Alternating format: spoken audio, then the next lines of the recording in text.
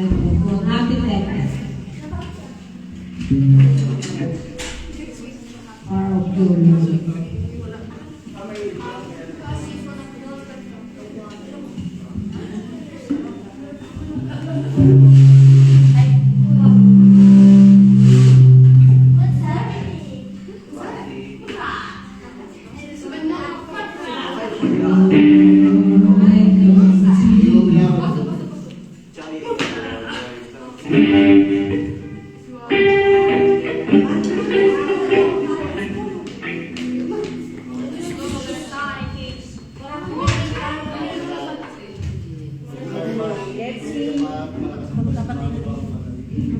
Okay, let's continue praising our Lord for the past weeks that we have in our gawin, that the Lord is always there to guide us, to protect us, and to bring us here once again, to glorify Him, and to give glory to His holy name.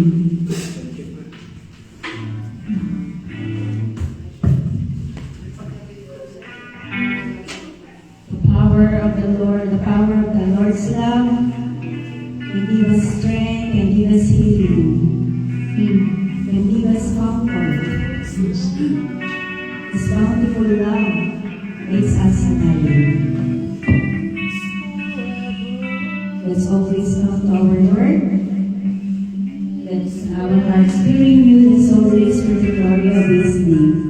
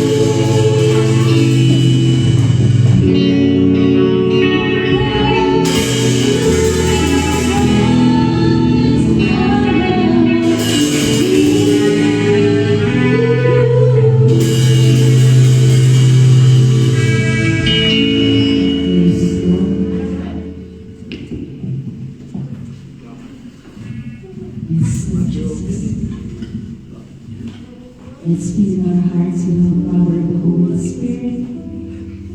Let's offer today this song to those who are sick, to those who are healing, and to those who are suffering because of losing someone.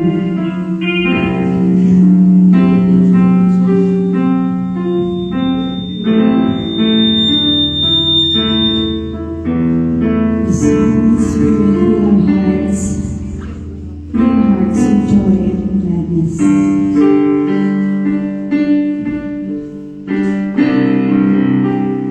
Show us the way.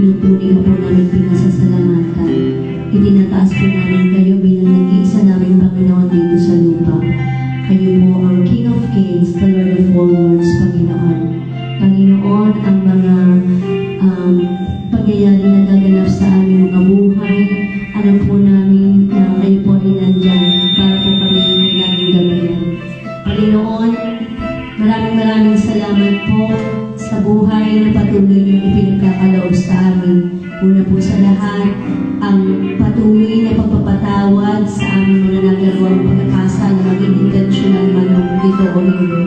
Panginoon, pakilinisin niyo po ang aming mga puso sa mga oras na ito. Gawin niyo po kaming karapat-dapat sa pagtawag sa inyo ng Ama at sa patuloy na pakikipag-usap sa inyo, Panginoon. Nawa po, Panginoon, ang aming pong mga gawa, ang aming pong mga sinasabi, ang aming pong mga iniisip, Panginoon, inaayon lamang sa inyong kalooban, Panginoon. Panginoon, ang inyong pong papatawad ay lagi po namin hinihingi dahil kami po ay paulit-ulit na nagkakasala sa inyong harapan. Panginoon, alam po namin na kami po ay wala rito kung hindi po dahil sa inyo. Kaya po, Panginoon, nararapat lang ang mataas na pagsamba at pagpupuri ay sa inyo namin laging ibig-ibig, Panginoon. Panginoon, maraming salamat po sa araw na ito, sa gabi nito na kung saan kami binigyan nyo na naman ang pagkakataon na magkatipon-tipon sa bahay namin na ito. Gawin niyo po kaming karapat-dapat sa aming pong maririnig ng mga salita na nagmumula sa inyo, Panginoon. Panginoon, maraming salamat po sa mga key persons na patuloy niyong ipinagdadala sa amin. Sila po ang nagsisilbing mga anghel namin dito sa lupa, Panginoon. Panginoon, salamat po sa mga problema, sa mga kasakitan na patuloy niyong ipinapadala sa amin na kung saan para po kami ay inyong mapatatag, Panginoon. Panginoon, alam po namin na lahat na nagbibigay niyo po sa amin ay may kaarampatang solusyon. At alam po namin na ito po ay hindi niyo bibigay sa amin kung hindi namin kaya. Panginoon, salamat po sa pagbibigay niyo sa amin ng aming pari, si Father Art. Ganun din po ang mga taong mag-ilig po sa mga oras na ito ng iyong banal na salita.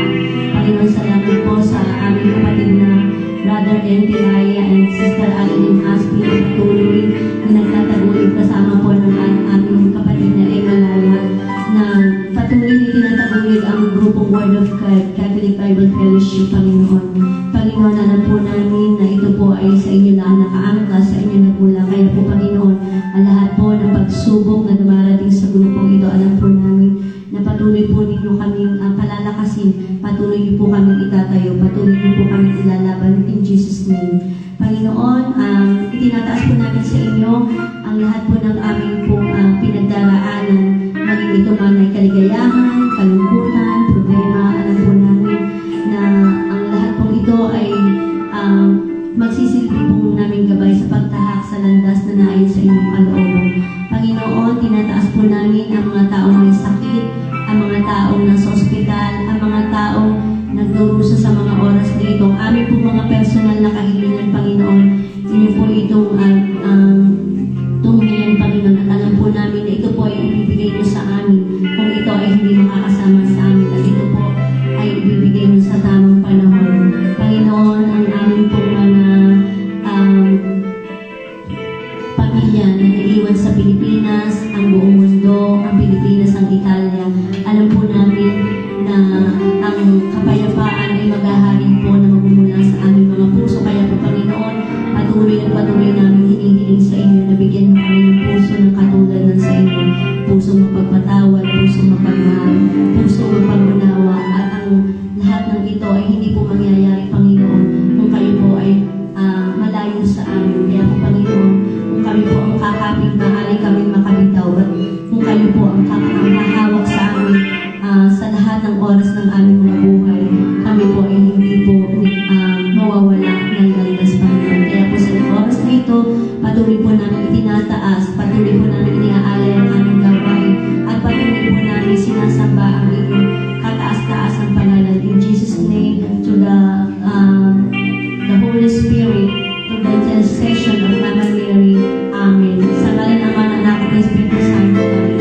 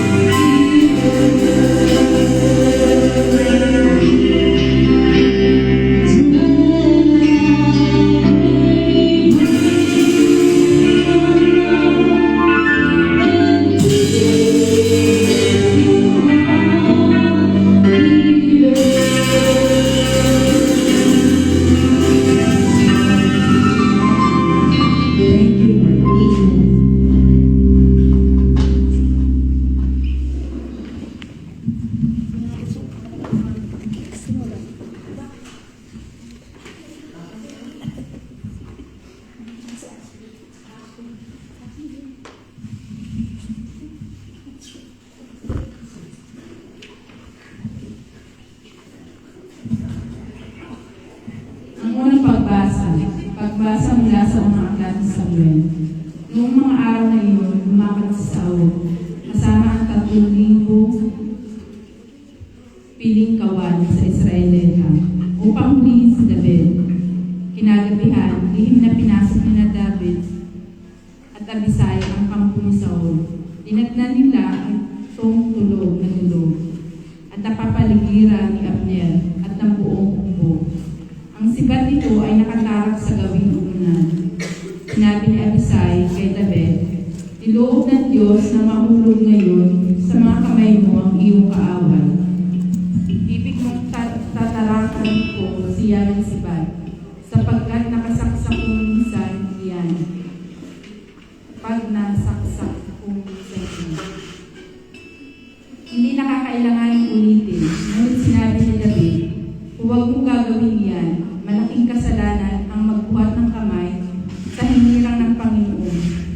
Kinuha nga ni David ang sibat sa ununan ni Saul at ang lalagyan ng inumin nito. At sila'y umalis. Isa man kina Saul ay walang nag-isig, sapagkat pinahimbing sila ng Panginoon. Dumating at umalis sina David nang walang nakaalam. Pagdating ni David sa kabilang gulod, tumayo siya sa isang mataas na lugar. Sinabi ni David, "Narito ang inyong sibat, mahal na hari, ipakuha ninyo rito sa isa ninyong tauhan.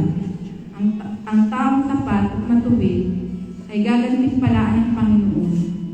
Sa araw na ito, iniloob niyang mahulog kayo sa aking mga kamay. Ngunit hindi ko maaaring pagbuhatan ng kamay ang hinirang ng Panginoon." Parola de Deo. Ang salita ng Diyos. Salamat sa Diyos. Ikalawang pagbasa. Pagbasa mula sa unang sulat ni Apostol San Pablo sa mga taga-Korinto. Mga kapatid, ganito ang sinasabi sa kasulatan. Ang unang tao, si Adan, ay nilikha at bigyan ng buhay. Ang huling Adan, ito ang nagbibigay buhay. Ngunit hindi nauna ang panlangit. Ang panlupa muna bago ang panlangit. Ang unang Adan ay mula sa lupa, sapagkat nilikha sa alabok. Mula sa langit ang pangalawang Adan. Ang mga katawang panlupa ay tulad ng nagmula sa lupa. Ang mga katawang panlangit ay tulad ng nagmula sa langit. Kung paanong tayo katulad ng taong nagmula sa lupa, darating ang araw na matutulad din tayo sa nanggaling sa langit. Ang salita ng Diyos. Salamat sa Diyos.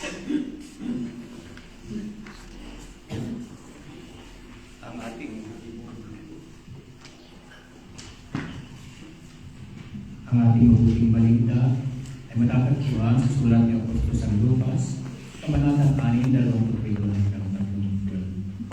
Ang mabuting balita ng Panginoon ayon kay San Lucas. Noong panahong iyon, sinabi ni Jesus sa kanyang mga alagad, "Sinasabi sa inyo, mga nakikinig, ibigin ninyo ang inyong mga kaaway. Gawa ninyo ng mabuti ang mga napupuot sa inyo. Pagpalain ninyo ang mga sumumba sa inyo. Idalangin ninyo ang mga umaapi sa inyo. Kapag sinampal ka sa isang pisngi, iharap mo rin ang kabila. Kapag inaagaw ang iyong balaban, bigay mo pati ang iyong balaban. Bigyan mo ang bawat nakihingi sa iyo. At kung may kumukuha sa iyong ari-arian, ay huwag mo nang bawiin pa ang mga iyon. Gawin ninyo sa iba ang ibig ninyong gawin nila sa inyo. Kung ang ibigin lamang ninyo ay ang mga umiibig sa inyo, ano bang gantimpala ang inyong hihintayin? Kahit ang mga makasalanan ay umiibig din sa kanila. At kung ang gagawin lamang ninyo ng mabuti ay gumagawa sa inyo ng mabuti, ano pang gantimpala ang inyong hihintayin?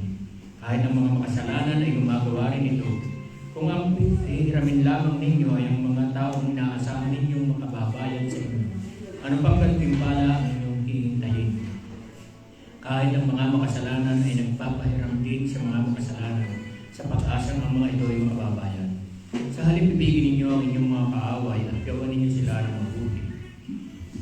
Magpahiram kayo ng hindi umaalas ang mga kabayaran. Sa gayon, malaking gantimpala ang tatamuhin ninyo. At kayo magiging mga anak ng kataasan sapagkat siya ay mabuti sa masasama at sa mga hindi marunong tumanawag ng utang na loob. Maging mahabagin kayo gaya ng inyong ama. Huwag kayong humatol at hindi kayo mahatulan ng Diyos. Huwag kayong magparusa at hindi kayo parusahan ng Diyos. Magpatawad kayo sa inyong kapwa at patatawarin kayo ng Diyos. Magbigay kayo at bibigyan kayo ng Diyos. Tostong takal, siksik, liplik at mahabaw, pa ang ibibigay sa inyo. Sapagkat ang takalang ginagamit ninyo sa iba ay siya rin gagamitin sa inyo. Ang mabuting balita ng Panginoon.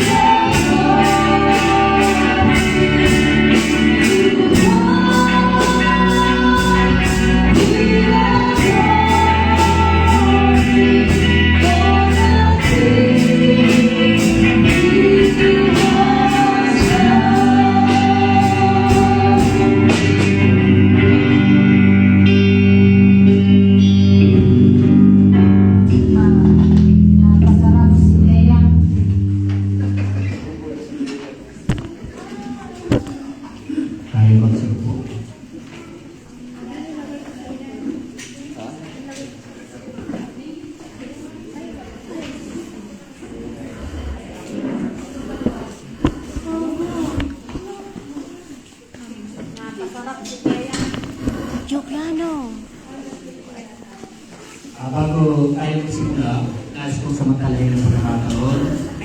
Tayo ay sandaling magsitayo at tayo ay mag-aalay ng panalangin sa ating Papa para sa kanyang pagkalingan.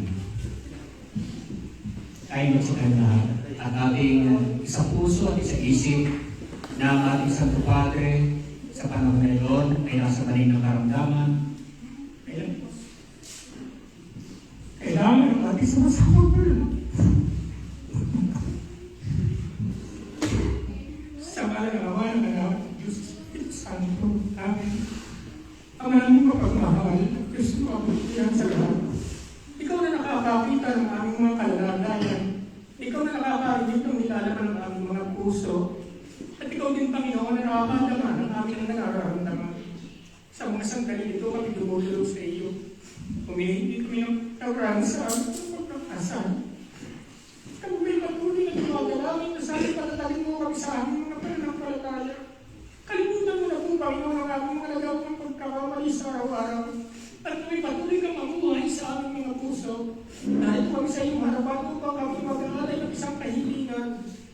sa amin sa buhay na sa ngayon ay nasa maliit ng karamdaman.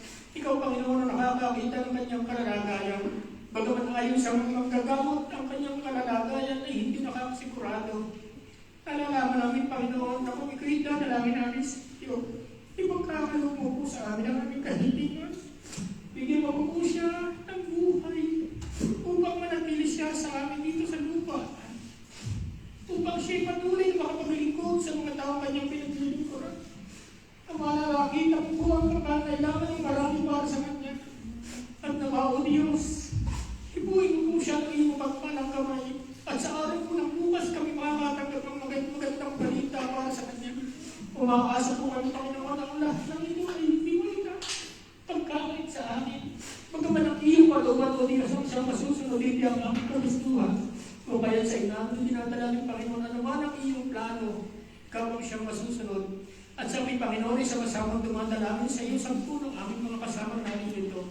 Naway pagkaloob po, Panginoon, ng kanyang kalakasan at patuloy mong hipuin ng iyong mapagpalang kamay ang kanyang karamdaman.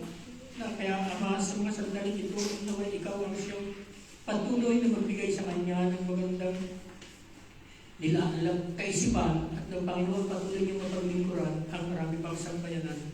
Sa inawa ang kapurihan at ang karangalan mula ngayon magpakailanman sa pangalan ng aming Panginoong Jesucristo, kasama ng Banal na Espiritu at sa tulong ng aming mahal na Ina. Naway ang lahat ng pagpapalay sa iyong mula ngayon magpakailanman. Amen. Santo.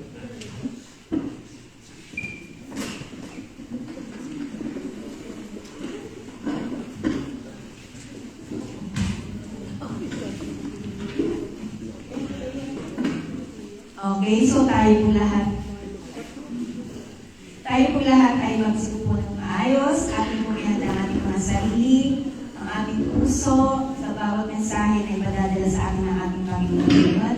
And, ika nga, to break muna yung ating naalala niyo po last week, may nagre-reklamo.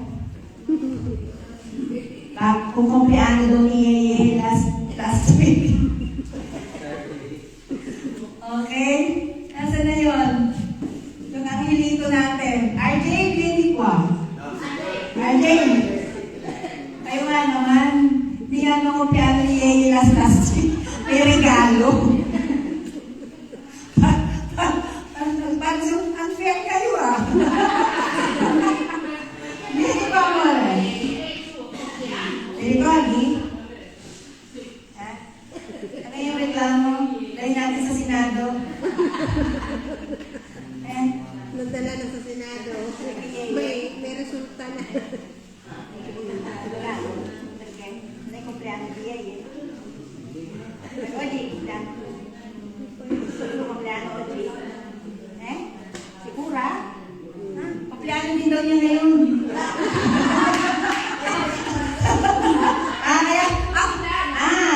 Kaya ang mama naglutong panse.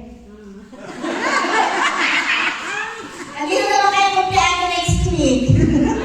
Okay, ito. Magkakagalo ng mama din.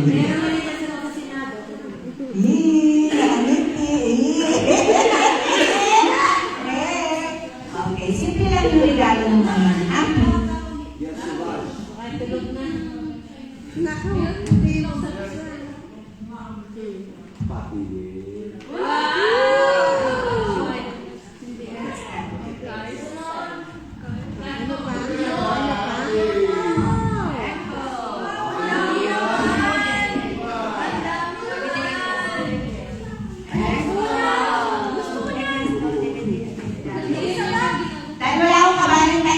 hindi ko nakain. Okay, bigyan mo kay Ate. Okay. Subod. Grazie. Ecco. Ayan. Siguro mo, nag-sweldo na ako. Okay. Gusto naman.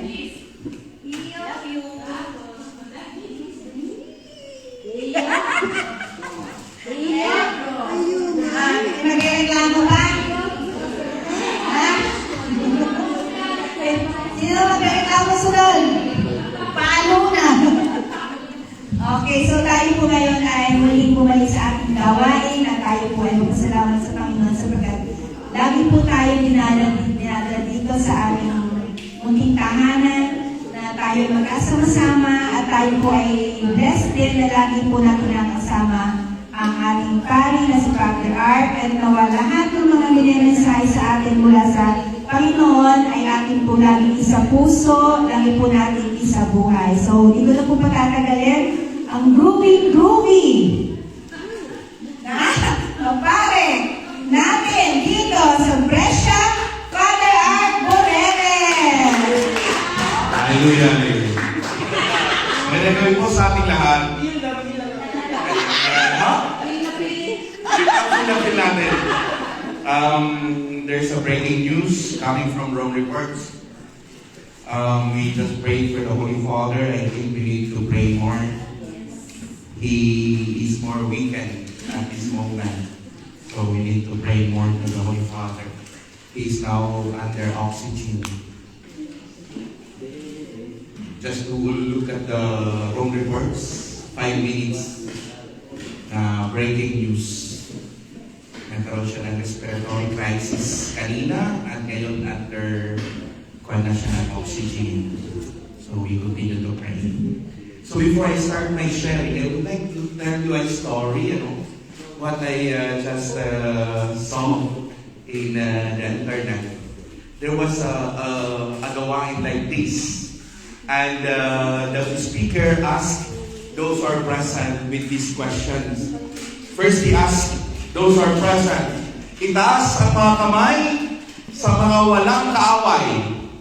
And then everybody, and then everybody raised their hands. And then the speaker says, talaga? Sino dito ang walang kagalit? Talagang walang kagalit. And then 26 raised their hands and the others did not. And then for the last time, yung speaker nag-ask, sabi niya, lahat dito ay walang, kayong mga nag-raise ng hand ay talagang may mga kagalit o walang kagalit. Sige nga, sino dito ang hindi na talaga nagtampo kailanman? And then, only one raised the hand. And everybody was looking to that person. And the speaker says, wow, mayroon tayong walang kaaway, walang kagalit, at walang katampuhan. At tinanong siya, aba, sinong pangalan? Pangalan niya ay Tess. Aba, Nanay Tess, talagang wala kang kaaway, wala kang kagalit, at wala kang katampuhan. Sabi niya, wala. Wow, palakpakan po natin. Sabi niya ng speaker, ilang taon na kayo, Nanay Tess? Sabi naman ni Nanay Tess, ako'y 93 years old na. Oh, wow, 93 years old. Sige na, Nanay Tess, halika dito sa harap. At i-share mo sa amin anong sikreto para wala kang kaaway, wala kang kagalit, at wala kang katampuhan. Tumayo si Nanay Tess at pumunta sa harap at nagsabi, simple lang. Binabara mo eh. Simple lang. Ako buhay pa, sila patay na.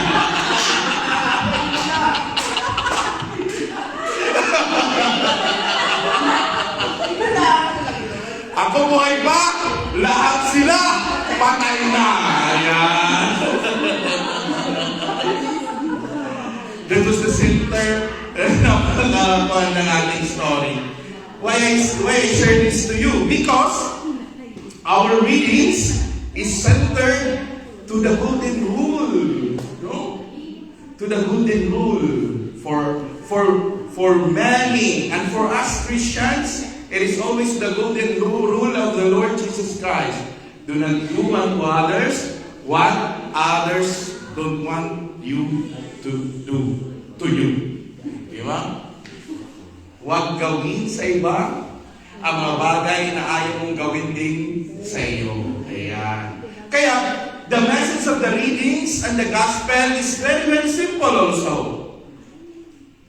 Love, forgive, do good, and pray.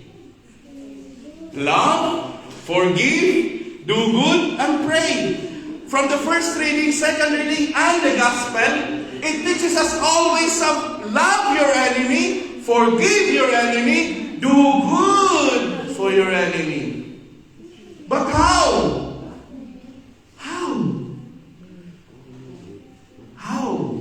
How if all of us, me, I'm not exempted. We are just human. But here we are invited to reflect more deeply of the message of the Lord. If the Lord wants us to love, forgive, do good, and pray, the Lord really meant it. Talagang that is will. Kaya how? Human as we are, we must do the simplest. Pinakasimple sa lahat. Ano? Very good. Love is not the simplest. Forgiving is not the simplest. Do good is not. But pray. Pray. And prayer needs tiwala, pag-asa, at pananampalataya. Not merely of what you think and what you say, but what is from within. Because when you start praying, you will eventually need to do what is good. And when you are now knowing what is good, you will eventually understand what is forgiving. And when you understand what is forgiving, you will now understand or do how to love. How to love. That's why all of us, are encouraged to really know how to pray. To pray for your enemies. How? The Lord says, when we pray to our enemies, it's not that we pray na ayun yung palaging sinasabi sa atin, mamatay na lang. No. When we pray, we offer everything to God. Do we go to the church every Sunday? Nagsisimba ba tayo lahat? Binabantayan ba natin bawat mga salita na ipapalabas sa misa? Alam niyo ba yung parte na sinasabi ng pare? Pray, brothers and sisters, that my sacrifice and yours may be acceptable to God, the Almighty Father. Alam niyo po ba kung anong parte yan? Anong parte yan ng misa?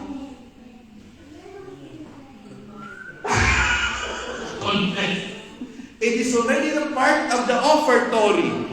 Because, in reality, it is not only about the things that we bring to the Mass, the money that we go to the Cebu, or ano, but it is your heart. Ano ba nasa puso nyo na gusto nyo i-alay sa Diyos? Parte na yun doon ang enemy.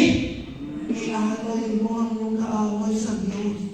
At kung matuto ka ng mag-alay ng iyong kaaway sa Diyos, that's it. Hindi mo na kailangan isipin ang kaaway. Hindi mo na pwedeng alalahanin ng kaaway. Because you already offer it to the Lord. Amen. Iyo ba? Brothers and sisters, let's start to understand this. That we must eventually offer it to the Lord. Because at the end of the day, may ganti ang Diyos. May ganti ang Diyos. And whatever the ganti of the Lord, it's God. And let it God. In the first reading, David followed the Lord. Eventually he was blessed. Saul never followed the Lord. And he inflicted suffering. Hihuba. Kaya eventually, all of us, all of us, tayong lahat. Kaya namang babalikan natin ang kwento ko sa una. Sino ba sa atin dito walang kaaway? Itaas ang kamay. Walang kaaway. Ako eventually, I declare it now that I have really a kaaway. And I broke them pangkat. Sabi mo, bakit Father pangkat ang tawag mo? Kasi Panggulo, Katoliko. Ayan. When I shared it to those priests in Rome, when I shared the pangkat story to the chaplains of Italy, when I shared the pangkat story to Don Andrea, all of them was telling me, pabayaan mo na. Ganun lang kasimpleng magsabing pabayaan mo na lang. Until I was talking to a Filipina, and she told me, we must pray for them, Father. We must pray for them, Father. And eventually it leads me to this gospel. Praying by offering it to God.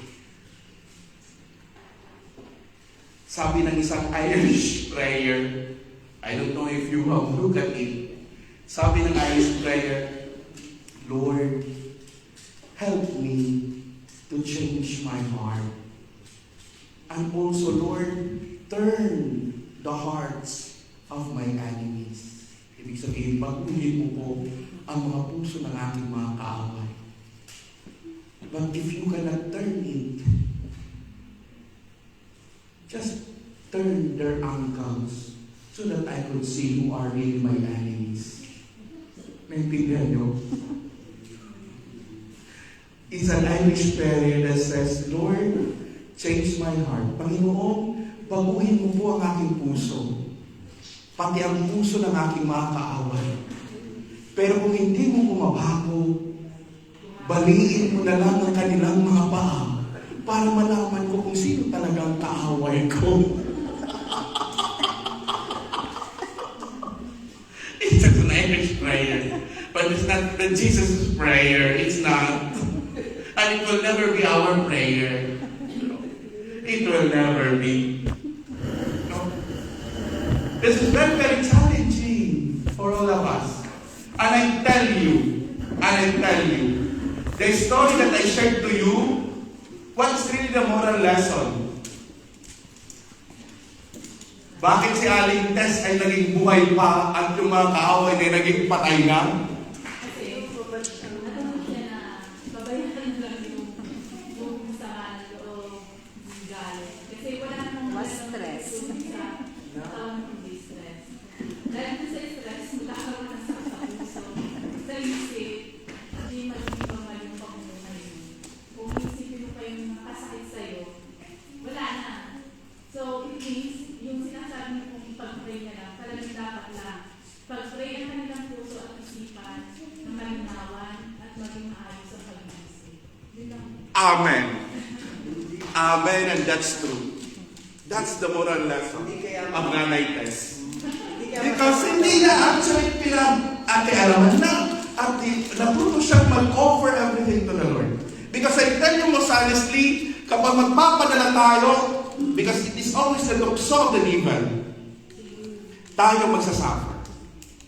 And I don't want to suffer na. Isang ngipin na po ang nabunot sa akin sa kakaisip. At ayaw ko nang masundan ng isa pa. Kaya eventually, let us all together teach our hearts. Teach our hearts to really pray. Pray the real prayer. Only us, only you, only me can have this prayer with that God that we believe in. Na matututo tayong mag-offer sa lahat, sa Kanya ng lahat. That's the message that I will share to you the gospel. Kasi sabi pa sa Ebanghelyo, kung ano ang ginagawa mo sa iyong kapatid, ay talagang babalik sa iyo. And that's true. Very, very true. Again, that's true. Based on my experience, ako ay talagang Isang saksi na nagpapatunay, the more that we pakialam, the more that we think, the more that we hate, the more that we are led to understand na kailangan kong gumante, ikaw ang nagsasuffer. Kaya pray in order for us to understand that the will of the Father, the will of God, is always for us to do good. That's why in prayer pa lang, dapat alam mo na kung anong i-pray mo. Offer them. Lord, in-offer ko po ito sila. That's it. Huwag mo nang dagdagan na sana, balyang paa. Wow! That's why during the meeting of the council, I told them, I was really praying. Because the power I have is not revenge, but prayer. And the power that I have is the Mass, which is a gift to me. Hindi dahil sa akin ako'y makakapisa. It is a gift to me. That's why sinabi ko sa council, sabi ko, anong panalangin ko?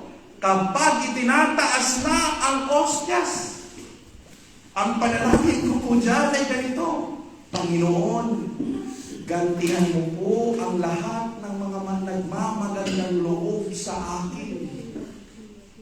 Gantihan mo po ang lahat ng mga nagmamagandang loob sa akin.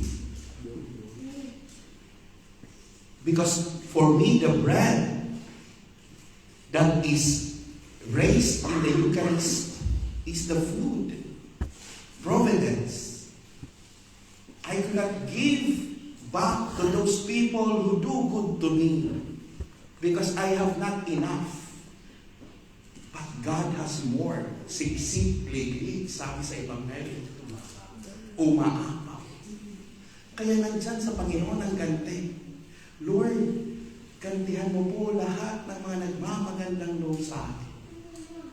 And when I raise the cup, the wine that symbolizes the blood of our Lord Jesus Christ, there I prayed, Lord, I offer to you those whom nakakadala sa akin ng sakit, sacrifice, and eventually those that I considered enemies. Ikaw ang bahala. And to tell you honestly, when I start praying it, my ngipin becomes so normal. I don't anymore feel any pain. Because sa ngipin po lumabas yung psychological, stress. Yung psychological stress. Sa ngipin ko po, with all honesty. Sa ngipin ko po lumabas. And eventually, I was learning a bit. Because in my ministry as a priest, 11 years, this is the first time. This is the first time. Brothers and sisters, hindi po ako pumunta dito para makinig lang. Pumunta pa ako dito para mag-observe din at tingnan ang iyong mga mukha. Kaya nakakapaliit o ang tawag nito? Nakakapaliit sa akin na may magsasabi sa akin, ay, may nagsususo sa parang iyan. Anong pagtingin sa akin? Walang isip? Nakikinig na lang sa sulsul? Hindi lang po ako nakikinig. Nakikita ko po, nadarama ko rin. Kaya sabi ko, grabe din dito. Minaliit ka na, binastos ka na, inapapapangan ng iyong pagiging pagkatao at magpapayo sa iyo, bari ka, magpakumbaba ka. So ano pang magpakumbaba ang dapat kong gawin? Minalita ko, hindi ako nag-respond. Binastos ako, hindi ako nag-bastos. Hindi ako kumante, pero magpakumbaba ka pa rin. Sabi ko, parang yung sinasabi sa akin, halikan mo rin yung mga paa. which is eventually will lead us again to depression, anxiety, which is it should not be.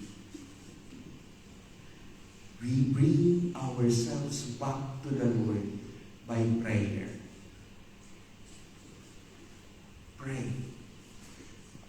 Pray. Pray. Amen.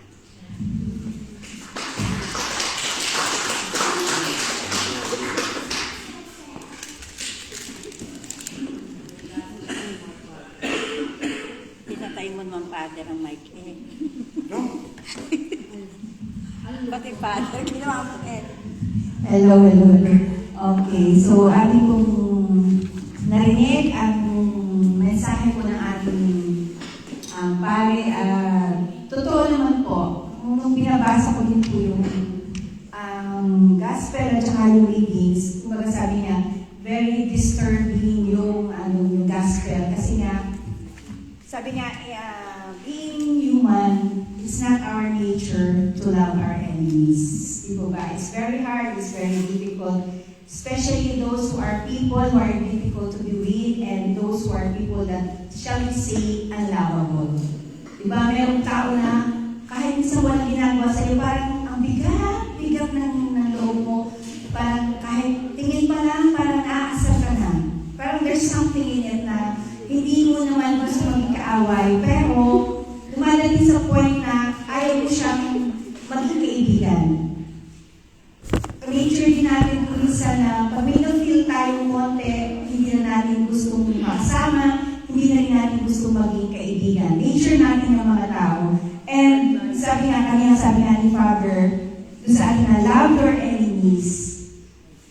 And those who are unlovable, those who are difficult to be with, still God is teaching us as the golden rule, as what Father has said, do not do other as you would have them do unto you. Sabi din yan sa laging pag-aaral natin na even if they are not good to you, still be a good person. Still be a good person. Kung imposible sa atin na mahalin natin yung ating kaaway, kung imposible sa atin na kaibiganin natin yung ating kaaway, as what we are learning at as what we have always seen, with God, all things are possible. Basta inainas natin yung guidance of the Lord, magiging possible yan. The Lord will help us. The Lord help us to change whatever is in our hearts, whatever is in our minds, and eventually, sabi nga ni Father, even those who are your enemies, tuturuan din sila ni Lord, igagay din sila ni Lord. And let God be your vindicator. Diba? Hayaan mo si Lord ang mangusga sa kanila. Hayaan mo si Lord ang magpangusga sa kanila. Do not curse them. And the Lord will fight your battle. Ika nga. Hayaan mo si Lord ang bahalang sa kanila. Siyang umaway sa kanila. Hayaan mo si Lord ang mag-vindicate sa kanila. And also, do the opposite of what your enemies does. Kung ayaw mo ginagawa niya, huwag mo gagawin din. Diba? Para, at least ikaw, hindi ka guilty of what he's doing. Diba? Ako, sabi, hindi naman tayo mamamalaki na hindi mo ginagawa yun. So, kung ayaw mo yung ginagawa niya, don't do it to yourself. Amen. Do good, sabi nga ni Father, bless those who curse you. Diba? Minsan diba na, ay, God bless you. Diba? Pag minsan inis ka na, ay, wala ka, God bless you. Diba? It's a short prayer and pray. As what Father has said. And pray. Why? Because our prayer for those who do us ill don't breaks the power of revenge. Pagka tayo nag-pray, kahit galit na, siguro mararamdaman nyo na, Lord, inis na ako, nalilesen yung pag-iiganti natin, nalilesen yung bigat ng dibdib natin, especially when we cry. Pag tayo umiyak na sa Lord, hindi ko na kaya nainis na talaga ako, hindi ko alam kung bakit galit ka sa akin, Lord, heal me. Pakita mo sa akin kung anong gagawin ko, ayoko mag-iganti sa Kanya. And also, kapag sabi nga, pag pinipray natin yung tao yun, it also releases the power of love. Diba? Kapag nandun yung prayer mo sa Kanya, nawawala na yung hinanakit mo, tinutulungan ka ni Lord na mawala yung galit mo. And little by little, kahit hindi mo siya nakakausap, kahit hindi mo siya nakikita, yung love ni God, yun yung nilalagay sa puso mo para sa taong ito. And feel mo sa sarili mo na, bakit nawawala na yung galit ko? Bakit hindi mo na siya iniintindi? Sumimawag ka sa akin, i-chismis mo ako, kaya magsalita ka ng parolages against me, hindi mo na iniinda, ini-ignore mo nila. Kasi nag-feeling na yung love ni God sa'yo para hindi mo na intindihin yung kaaway mo. And that is the power of prayer. Di po ba? And sabi nga, do not revenge. Huwag mag-iigante. And conquer them with love. Lagi natin isipin na ang Diyos ay pag-ibig. Ako ay mahal ng Diyos dahil ako ay Kanya din iniibig. At kahit ang ating mga kaaway, yan ay iniibig din ng Diyos. Dahil yan ay Kanyang creation. Amen. And also, sabi nga nung isang kapag ang kaaway mo, nakasalubong mo, the best thing to do, huwag mong iwasan. Huwag ka magsalita. Smile. Ngitian mo siya. O hindi siya umiti sa'yo, ay di bahala siya. At least ikaw, yung kahit yung smile, pilit na pilit, nararanasan niyo ba yan, minsan? Yung para lang ma-divert yung iyong inis, parang, di ba, yung nag-smile ka, kahit minsan pilit, pero sa'yo, akala mo pilit yun, pero yun yung ginagawa ni Lord away, para hindi mo na lang siya, pansinin yung kanyang itsura, na smile na lang. Kasi yung smile, sabi nga, nakakahawa din yan. Malay mo, sa simpleng smile mo, mag-smile back din sa'yo. Amen. And sa buhay daw natin, sabi nga ni Father, walang tao na walang kaaway. Lagi yung may kaaway. Tayo daw ay maging masaya. Kapag meron pero nakaaway sa atin, meron nagagalit sa atin, why? Kasi inalaw din ito ni Lord para tayo sa sarili natin ay magkaroon ng matest din natin yung sarili natin. How can we handle those people? At kapag na-handle natin yung mga ganong situation, kahit pa paano naririnig sa mind natin yung love of God. Amen. And God is also giving you the opportunity na makilala din natin yung kanyang gusto pakilala ng kanyang ay and to be patient. Diba? Pag yung makaaway tayo, nagiging pasensyoso din tayo. Kasi kung hindi natin nararanasan nagiging pasensyoso tayo, lagi tayo makikipag-away. Physically or emotionally. And we tend to be more understanding. Diba? Minsan, may mga tao na akala mo inaaway ka, pero hindi naman pala. Meron na sila kung minsan pinagdadaanan sa buhay nila. So, kung minsan, iintindihin din natin yung mga tao na akala mo galit sa atin, hindi pala.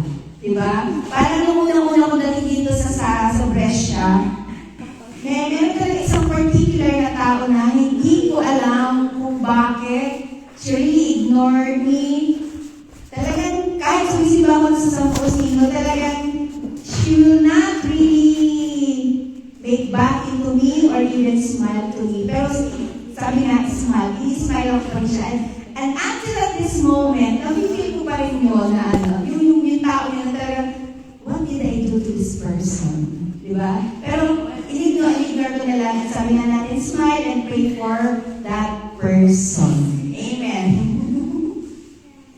Huwag ka na magmalites. And also, yung mga negative na tao na nakakasalamuhan natin, nagkakaroon din niya ng tendency tayo na maging merciful sa kanila. Minsan, they need mercy. Kailangan nila ng attention, kaya minsan mga nakaaway. But sabi nga natin, always, look doon sa good side. And parang hindi tayo matempt na labanan natin yung ating mga kaaway. Always pray to God for the guidance, for the wisdom, na maunawaan natin kung ano yung dinadaanan natin sa buhay natin. Amen. And talagang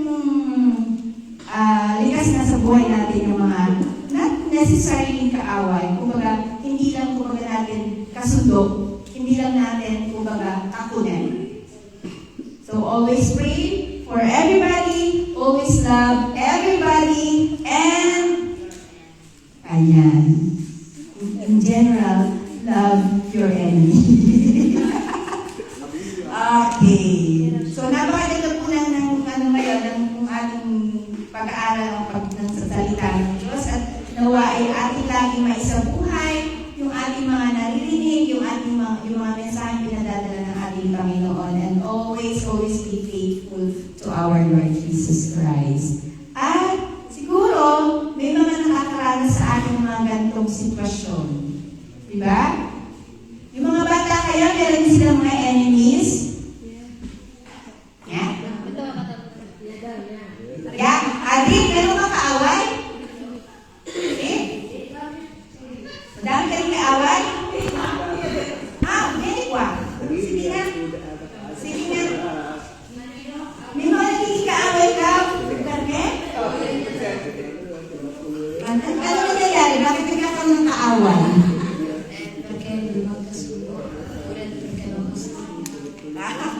Dito magkasundo, Castillo. In what way? Kaswalan?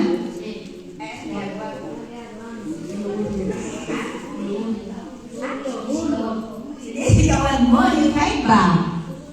And then after bar, wala na. Ano sinasabi ng kaaway pag sinigawan mo? Pipigil siya. Nakaasal, lalo nakaasal. No, kasi kahit bata, hindi maiwasan niya na mawala ng kaaway, di ba? Ngayon, magkaaway pa rin kayo o nagiging magkaibigan? Ano talaga?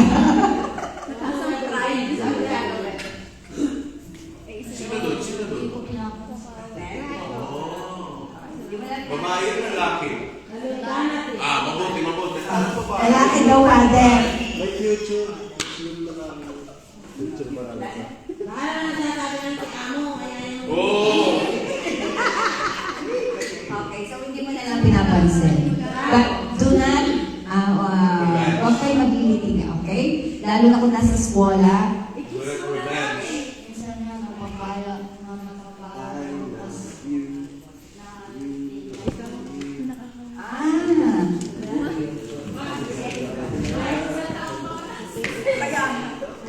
Okay, minsan doon napapaaway siya pero napipigilan niya. Bravo. Kasi, you know what? Kapag nandun ka sa isang lugar, napaaway ka, hindi lang, halimbawa, kung nakasakit ka, hindi lang yung tao nasaktan, pati ikaw masasaktan. Okay? So, as hanggang maaari, yung pasensya, yung pangunawa, pag nasa sitwasyon ka na sobrang inis ka na, layo ka na agad.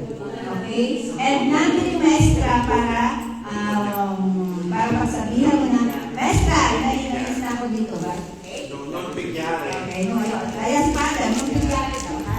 Okay, kasi nandito tayo, nag-aaral tayo sa to be good, okay? Okay, another one. Bravo, Adrian, at mas ayos siya. Sino pa? Siklo. Ito, mabait si Klo. Klo. Sige nga, Klo, mag-share ka. Yung best friend mo ngayon na kaaway mo na. Klo. Si Klo, marami itong experience. Okay. Naranasan mo na rin mo magkaroon ng kaaway? Kasi it's normal din sa kanila, lalo sa mga bata, because their patience are very short. Okay? So, ano ginawa mo? Yan ba na to? Ito si Papa. Papa na rin. Panalo daw, panalo. Malalaman si Papa. Okay. Baka may gusto si Papa. Gaya na sabi ko kay Adil, lalo tayo, nandito tayo sa gawain, nakikinig tayo ng mga parola ni Dio. Kung may mga tao, may mga bata na nakaasal sa atin, lagi natin hahabaan, lagi natin yung pasensya natin ay ating lalagay sa kore natin. Okay? Nasa at kung hindi mo na kaya ng magpasensya, hanap ka ng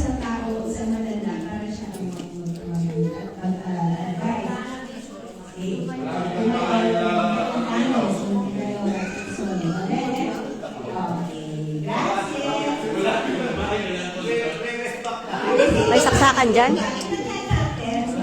Malayo. Doon sa likod ng speaker. Nalas. Pwede ko na rin patayin. Likod ng speaker. Okay doon kayo. Bye po, bye. Bye-bye. Thank you.